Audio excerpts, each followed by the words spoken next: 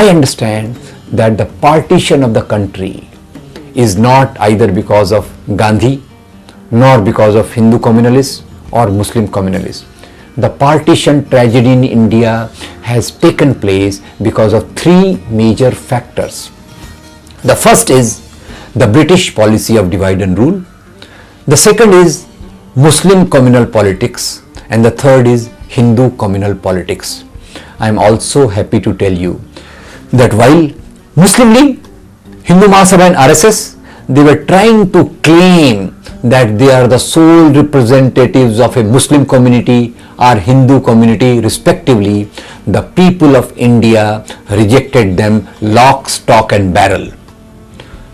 In 1937 assembly elections, Muslim League contested the elections, and at that time there were 25% Muslims in the India. But out of these 25% Muslims, only 3.6% Muslims voted for Muslim League. At that time, there were 70% Hindus, but only 1.6% Hindus voted for Hindu Mahasabha. While the majority of Hindus, Muslims and people belonging to all religious communities, they stood for the freedom movement. In 1940, Muhammad Ali Jinnah succeeded in getting the resolution for formation of Pakistan passed in Lahore Assembly of Muslim League. When the Pakistan resolution was passed by Muslim League, the poor Muslims of the country, they went up to demonstrate against this demand of Muslim League. At different places, different processions were taken out by poor Muslims, and one procession which was taken out in Delhi was very remarkable. In this procession in Delhi, 26,000 poor Muslims participated, and the procession shouted the slogans. What was the slogan? The slogan was that we, the poor Muslims, oppose the demand of Pakistan, because the demand of Pakistan is like committing suicide for we, the Muslims. Similarly, Hindus also oppose the demand of Hindu Mahasabha, Hindu Rashtra, etc., etc. But of course, British succeeded in intensifying the politics created by both these communal formations. And what was that? That was after 1937 elections, when Hindu communalism, Muslim communalism both faced their Waterloo, they resorted to spreading hate against the other communities. So Muslim League started spreading hate against the Hindus through myths and biases and through communal historiography tinted in the green color. Similarly, Hindu Mahasabha and RSS, they started hate against the Muslim community, same by using myths, stereotypes and communal historiography. Because of this hate propaganda, which got intensified after 1937, the intensity of communal violence started going up.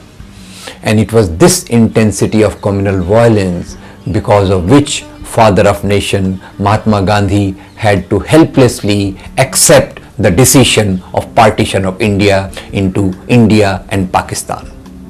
Now, India and Pakistan, partition. So the responsible forces we should not forget. Muslim communalists, they point out that partition had to be taken place because of the Hindus, because of Mahatma Gandhi. Hindu communalists say that it was Mahatma Gandhi's appeasement of Muslim policies that the partition took place. But as a real matter of fact, both these communalists refused to see the central crucial role of British policy. It was that, and obviously I understand that the communalists never criticize the colonialists. What is their internal arrangement? What is their internal understanding? I don't know. But this is an empirical observation which I want to point out to you. Anyway, at the time of partition, a very strange logic was used. In the name of Islam, Pakistan was formed and India was formed on the grounds of secular democracy. Now, the Muslims were given an option that you can remain in India or you can go to Pakistan if you like. But most of the Muslims opted to remain in India where they were, barring few affluent Muslims who were in bureaucracy, who were in army and who had large businesses, and those who had large landed estates. They were the ones who migrated to Pakistan. After that, some ordinary average Muslims also wanted to go to Pakistan. But later on, the same country which claimed to be for all the Muslims, they refused to accept these Muslims as proper citizens of Pakistan. And even today, they are fighting their struggle for equality within Pakistan in the form of Muhajir Qaumi movement. So Pakistan formed in the name of Islam. They thought, well, all Muslims are brothers. There is no gap. Muslim, bhai, bhai, beech mein no khai. That's what they thought. But no religious community can be a uniform community. Now, in Pakistan, there was East Pakistan, there was West Pakistan.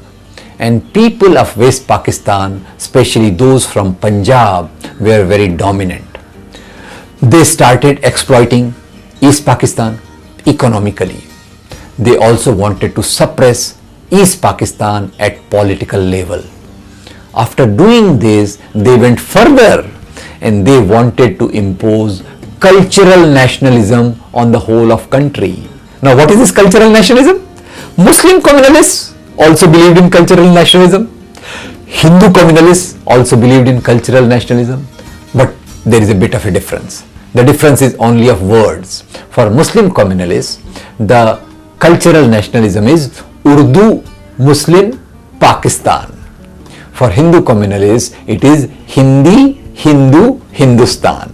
Anyway, following this, the dominant section of political powers from West Punjab, they called for Urdu as the national language of Pakistan. And when Urdu was imposed as a national language, the people from East Pakistan, their cup of sorrows got filled.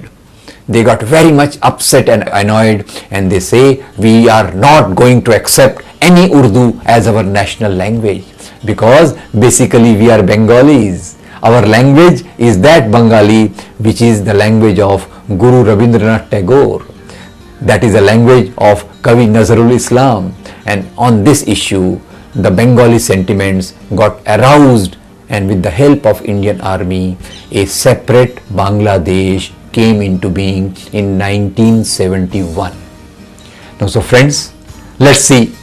One country is formed in the name of religion, and the same country breaks into two on the issues of different things which are related to our life.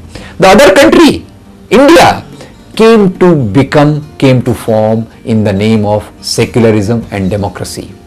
Whatever be the level of secularism and democracy which we have achieved, one thing is sure, that so far these values have kept us united. Today, there are very serious efforts by a section of society to break these values. It is not only a breaking of these values of democracy and secularism. In a way, it is an attempt to break the whole country into different portions. So any politics which comes in the name of religion essentially aims that only a section of one religious community becomes a dominant one, and all others, people belonging to other religions and the lower caste and the women of that religion, are oppressed in a very severe way.